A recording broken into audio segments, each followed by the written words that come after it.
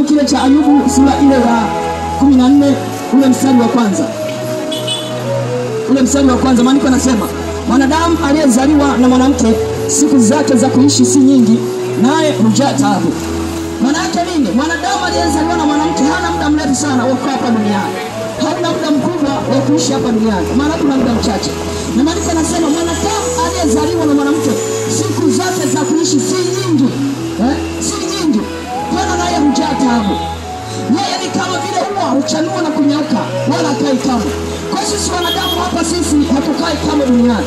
Sisi ni wapitaji, sisi ni wasafiri. Kwa maana hiyo sisi tunapita hapa duniani. Kwa watu wengi shetani amefunga fahamu zao hata kuona ya kwamba hapa duniani wana makao ya milele. Kumbe sivyo.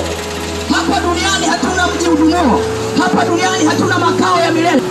Na ukitazama huko nyuma, kabla dhambi hazijawa nyingi sana duniani, tunaona watu walikuwa wanaishi miaka mingi duniani.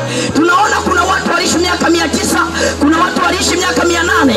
Lakini cha ajabu na cha kushangaza, baada ya maovu kuzidi duniani, baada ya maasi kuzidi duniani, maandiko yanasema Mungu akawapunguzia wanadamu miaka ya kuishi toka miaka 900 kuja miaka 120.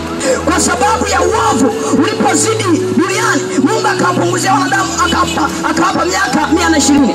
Kwa duniani hapa sisi hatuna mji udumoo. Sisi ni wasafiri.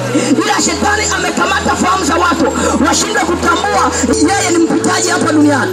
Ya kwamba wewe ni mpitaji hapa duniani. Na kwa sababu hiyo ya watu kutokutambua ya kwamba ni wapitaji hapa duniani, wameishi maisha vile wanavyotaka wao, kwa kuwa wanajua ya kwamba duniani ni mahali pa milele. Duniani hapa sio mahali pa milele. Kwa hiyo kama sio mahali pa milele, lazima tutembee tukimhofu Mungu, tukijua ya kwamba saa yoyote unaweza ukaondoka wapi? Duniani.